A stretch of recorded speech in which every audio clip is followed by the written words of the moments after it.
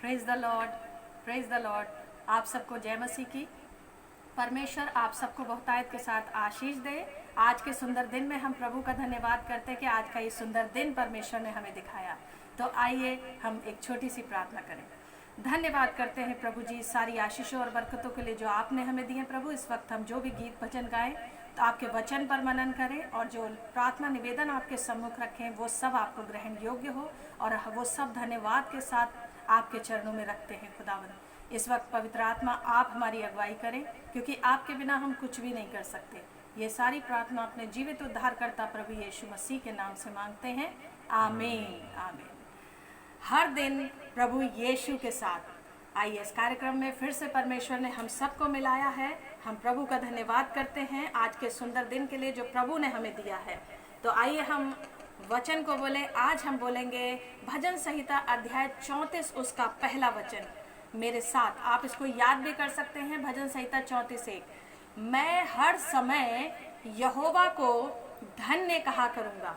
मैं हर समय यहोवा को धन्य कहा करूँगा, उसकी स्तुति निरंतर मेरे मुख से होती रहेगी। Hallelujah hallelujah. तो आइए हम परमेश्वर का हमने धन्यवाद किया है, प्रभु की स्तुति की है। आइए एक छोटे से गीत के साथ हम उसके बाद परमेश्वर के वचन में जाएंगे। तो आइए हम गीत गाएं और प्रभु का धन्यवाद करें। ये गीत है अंत समय की तैयारी का। जब आप सभी को मालूम है या जिसको नहीं भी मालूम है मैं बताना चाहती हूँ, आज वचन भी हमारा उसी पर है जिस पर हम आज सुबह मनन कर रहे हैं। तो ये गीत है अंत समय का, जबकि प्रभु यीशु मसीह का दूसरा आगमन बहुत निकट है। तो हम किस तरीके से अपने आप को तैयार करें, आइए इस गीत को गाएं।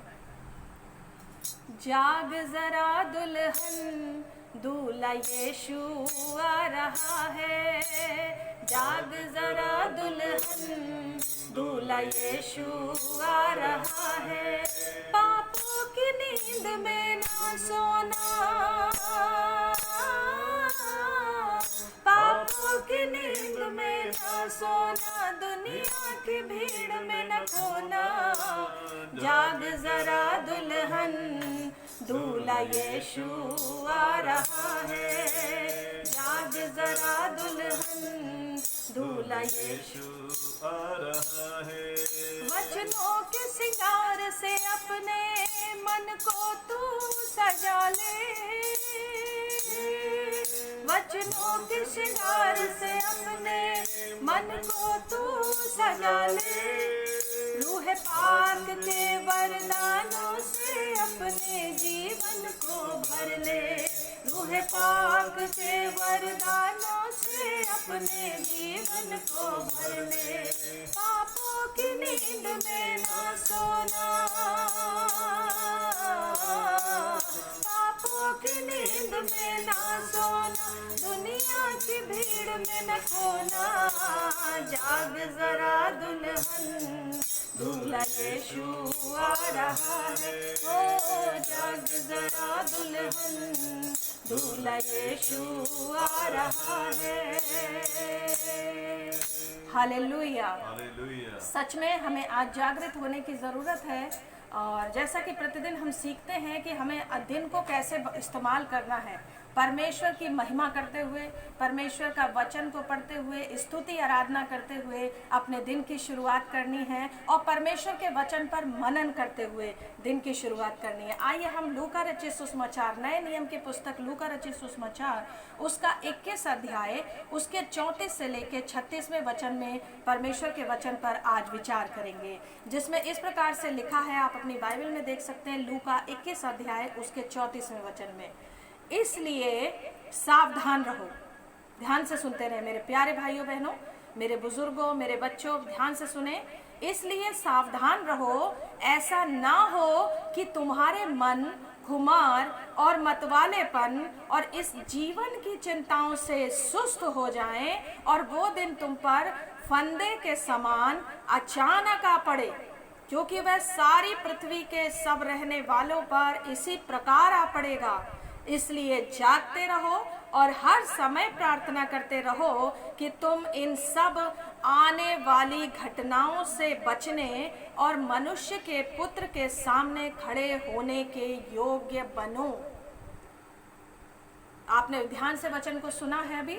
परमेश्वर का वचन हमें सचेत कर रहा है, जागृत कर रहा है कि जागते रहो। इसका ऊपर शीर्षक आप देखेंगे तो लिखा हुआ है जागते रहो। जागते रहो का मतलब ये नहीं कि आप पूरी रात सोए ना, आप आराम ना करें। यहाँ वचन हमें आत्मिक रूप से जागृत रहने की बात को बता रहा है कि जागते रहो, आत्मिक रूप में जागृत रहो, अपने प्रार्थना में, जीवन में जागृत रहो, वचन पढ़ने के जीवन में जागृत रहो। क्यों लिखा है? इसलिए सावधान रहो। इसलिए क्यों सावधान रहो? क्योंकि इससे पहले अगर हम वचन को पढ़ेंगे लूका 21 का, इसी अध्याय में लूका 21 का 25 से लेकर और आगे तक हम वचन 25 वचन से लेकर 33 तक पढ़ेंगे तो प्रभु यीशु ने अंत समय के यानी अपने दोबारा आगमन की बहुत सारी बातों को हम सबको बताया है कि किस तरीके से जब यीशु मसीह का आगमन होगा उससे पहले कौन कौन सी घटनाएं होंगी। आप अपने बाइबल में पढ़ सकते हैं, जिनके पास बाइबल है, किस तरीके से अन्य घटनाएं होंगी। और उसके बाद 29वें वचन से जब हम देखते हैं, वहाँ लिखा है अंजीर के पेड़ का उदाहरण। उसमें लिखा है कि अंजीर के और पेड़ और सब पेड़ों को देखो, ज्यों ही उनमें कोपले निकलती हैं तो तुम देखकर आप ही जान लेते हो कि ग्रीष्मकाल निकट है। जैसे तुम पेड़ों को देखकर ये पहचान जाते हो, यानी कि ये साइन है कि जब उनमें कोपले निकलती हैं तो तुम देखकर आप ही जान लेते हो कि ग्रीष्मकाल यानी गर्मी का मौसम निकट है, आने वाला है। इसी रीति से जब तुम ये बातें होते देखो, जब ये बातें तुम होते देखो जो मैंने तुम्हें पहले बताई हैं, यीशु मसीह कह रहे हैं जो ये बातें पहले जो मैंने आपको बताया किस अध्याय में है, वो पहले हो, जब ये बातें होते देखो तब जान लो कि परमेश्वर का राज्य निकट है। जान लो कि परमेश्वर का राज्य निकट है। प्रभु यीशु कहते हैं मैं तुमसे सच सच कहता हूँ कि जब तक ये सब बातें ना हो लें तब तक इस पीढ़ी का कदापि अंत ना होगा। जब तक ये बातें नहीं हो लेंगी तब तक प्रभु का वचन कह रहा है, प्रभु यीशु कह रहे हैं खुद कि ये बातें, इस संसार का अंत नहीं होगा। और आकाश और पृथ्वी टल जाएंगे परंतु मेरी बातें कभी ना टलेंगी। आकाश और पृथ्वी टल सकते हैं लेकिन प्रभु यीशु मसीह जो जीवित परमेश्वर है उनका वचन कभी टल नहीं सकता। इसीलिए, क्योंकि जो हमने अभी पहले मनन करा, इसीलिए सावधान रहो, क्योंकि ये बातें आने वाली हैं, हो रही हैं इस संसार में और भी आने वाली हैं। तो इसलिए क्या रहो? अलर्ट रहो, सावधान रहो, सचेत रहो। कहीं ऐसा ना हो कि तुम्हारे मन खुमार मतवालेपन और इस जीवन की चिंताओं से सुस्त हो जाए। ऐसा ना हो कि तुम इस संसार के खुमार में खो जाओ, मतवाले हो जाओ इस संसार के। यानी कि उसका पूरा मतलब ये है कि इस संसार में मस्त ना हो जाओ। आप सिर्फ इस संसार को ही अपना सारा समय मत दो और इस जीवन की चिंताओं से कि सुस्त ना हो जाओ।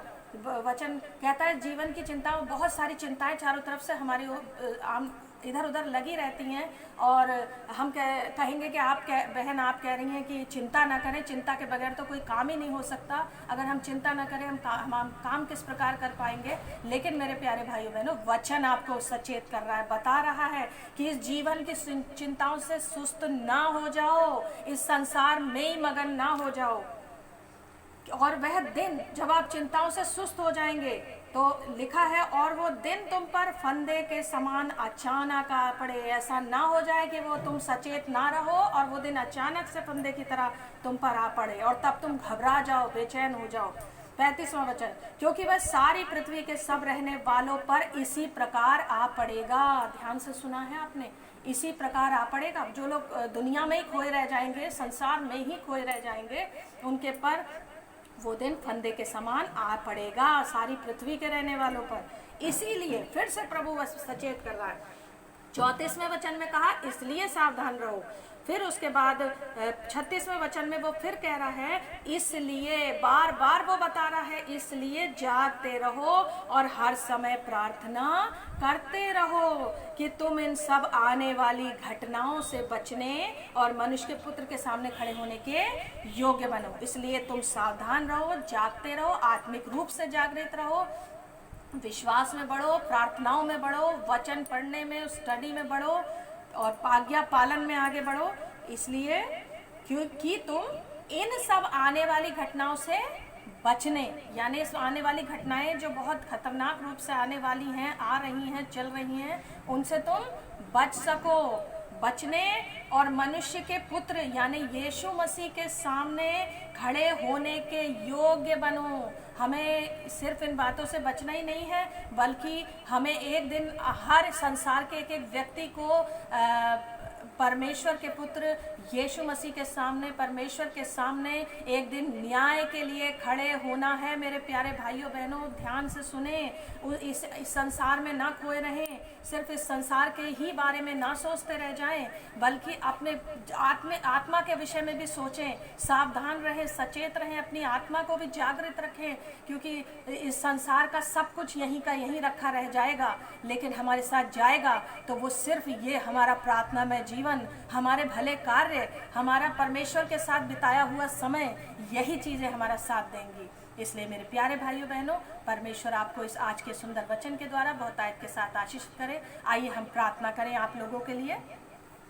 धन्यवाद, धन्यवाद जीवते पवित्र महान सामर्थी अनुग्रहकारी परमेश्वर पिता, दयालु पिता, पवित्र पिता, आपके अनुग्रह के लिए धन्यवाद करते हैं प्रभु। आपकी समस्त आशीषों और बरकतों के लिए दिल की समस्त गहराइयों से आपको धन्यवाद देते हैं प्रभु। आज आपके बच्चे जो इस कार्यक्रम में मेरे साथ शामिल हुए हैं या बाद में भी शामिल होंगे, प्रभु उन सबको बहुतायत के साथ आशीष दे, उनके जीवन को प्रभु आशीषित करें। आज का उनका दिन एक सुंदर दिन हो, आज का दिन उनका आशीषित दिन हो, और वो आज के दिन में जो भी उनकी मुश्किलातें हैं प्रभु, उन मुश्किलातों को प्रभु आप हल करें। उनकी चाहे समस्या शारीरिक है, मानसिक है, आर्थिक है, सामाजिक है, किसी भी किस्म की समस्या उनके साथ लगी हुई है, वो यीशु के नाम से दूर हो प्रभु जी। उनके अंदर जो दुष्ट आत्माएं काम कर रही हैं, सारी दुष्ट आत्माएं यीशु मसीह नासरी के नाम से दूर हो। सारी बीमारियां, दुर्बलताएं, दुख, तंगी, पीड़ा, अगर ये आर्थिक नुकसान में है प्रभु जी, अगर इस समय ये आर्थिक भारी नुकसान से गुजर रहे हैं परमेश्वर, तो प्रभु इनके आर्थिक नुकसान को तू लाभ में बदलने वाला परमेश्वर है प्रभु। आज के वचन के अनुसार तेरे ये बच्चे जो आज तेरे वचन को इन्होंने सुना है, उस वचन के अनुसार चलने वाले बने, और ये अपने जीवन की चिंताओं में सुस्त ना हो जाएं, इस संसार का खुमार मतवालेपन में ही ना खोए रहें, बल्कि परमेश्वर जागते रहें, सावधान रहें, अलर्ट रहें। और प्रभु जब तू आए तो प्रभु ये तेरे लिए बिल्कुल तैयार, आत्मिक रूप से बिल्कुल मजबूत रहें, तैयार रहें, और परमेश्वर तेरा आत्मा इनको लीड करे, पवित्र आत्मा आप इनको लीड करें, इनको अगुवाई करते रहें, ताकि अपने जीवन में शैतान की बुरी चालों से बच सके, गलत रास्ते पर ना जाएं, और प्रभु तेरी आशीषों में बहुतायत के साथ बने रहें। इनके पूरे घराने आशीषित हों, इनके सारे परिवार आशीषित हों प्रभु। इन सबको बहुतायत के साथ आशीष दे, हम सबको आशीष दे। लिविंग गॉड मिनिस्ट्री, हमारी कलीसिया चर्च को परमेश्वर, और अपने दास पास्टर नथानियल जॉन, मैं तेरी दासी ब्रदर रिजॉइस जॉन, सबको तेरी आशीष हम सबको मिले। और ये सारी प्रार्थनाएं अपनी जीवित उद्धारकर्ता प्रभु यीशु मसीह के नाम से मांगते हैं, आमीन। सब बोले आमीन। इसी के साथ परमेश्वर आपको बहुत सारी आशीष दे। हम कल फिर वीडियो में इस प्रोग्राम में मिलेंगे। परमेश्वर आपको आशीष दे। God bless you all. आप सबको जय मसीह की।